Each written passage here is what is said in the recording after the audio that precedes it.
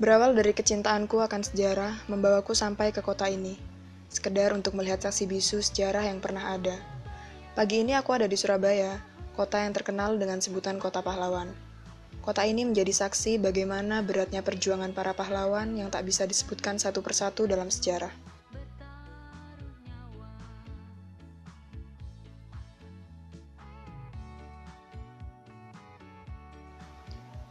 Dia Dimas, sahabatku yang akan mengajakku berjalan-jalan di kota ini.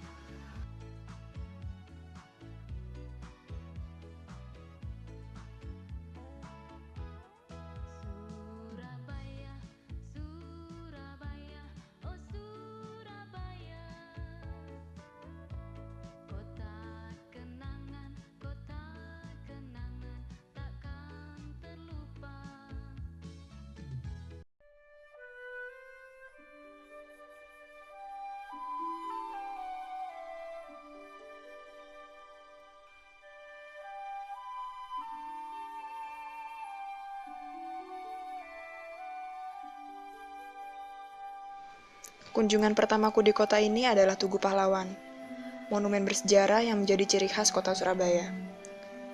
Tugu Pahlawan berbentuk paku terbalik yang menjulang menantang langit. Dibangun untuk memperingati peristiwa pertempuran 10 November 1945 di Surabaya. Peristiwa di mana ribuan rakyat berjuang melawan pasukan sekutu dan Belanda yang ingin kembali menjajah Indonesia. Monumen Tugu Pahlawan menjadi pusat perhatian setiap tanggal 10 November, mengenang peristiwa pada tahun 1945 ketika banyak pahlawan yang gugur dalam perang mempertahankan kemerdekaan.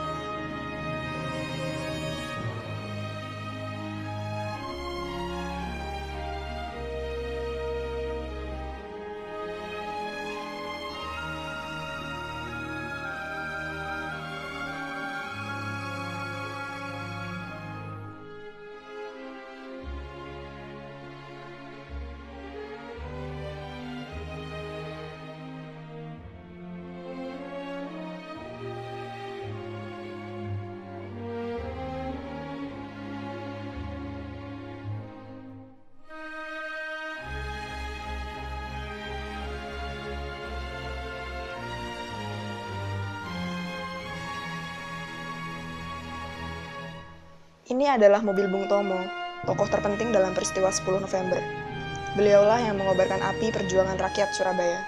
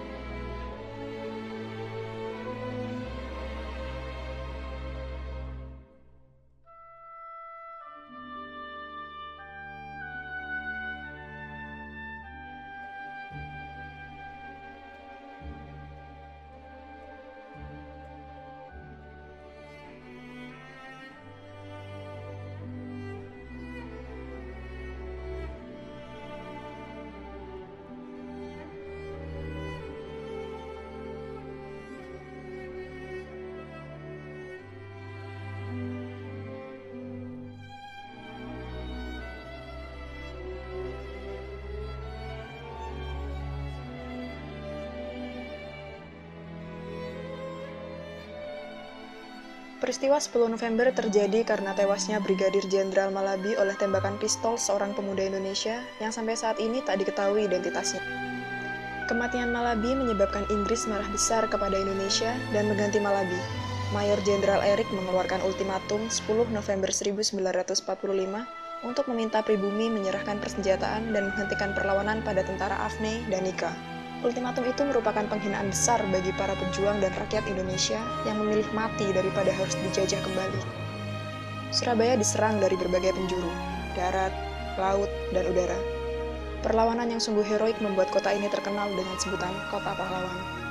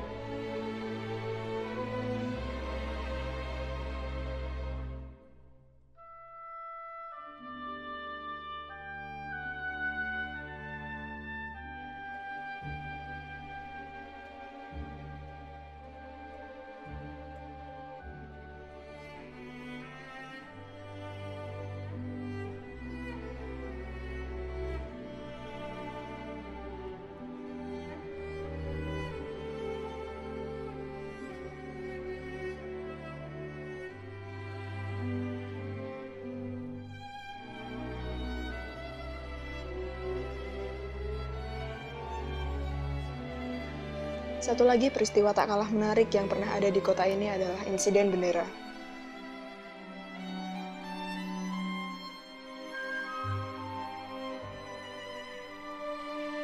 Ini adalah Hotel Yamato yang sekarang sudah berganti nama menjadi Hotel Majapahit, tempat terjadinya insiden bendera. Ketika sekelompok orang Belanda pada tanggal 18 September 1945, tepatnya pukul 9 malam, berani mengibarkan bendera Belanda tanpa persetujuan pemerintah Republik Indonesia daerah Surabaya di tiang teratas Hotel Yamato sisi sebelah utara. Keesokan harinya, para pemuda Surabaya melihatnya dan menjadi marah karena mereka menganggap Belanda telah menghina kedaulatan Indonesia.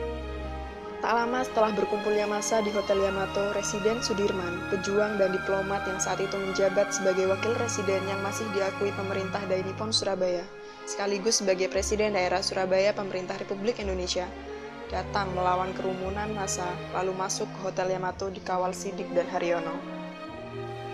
Sebagai perwakilan Republik Indonesia, dia berunding dengan Mr. Plukman dan kawan-kawannya, meminta agar bendera Belanda segera diturunkan dari gedung Hotel Yamato. Dalam perundingan ini, Plukman menolak. Sebagian pemuda berebut naik ke atas hotel untuk menurunkan bendera Belanda, sehingga berhasil menurunkan bendera Belanda, merobek bagian birunya, dan mengereknya ke puncak tiang bendera kembali sebagai bendera merah putih.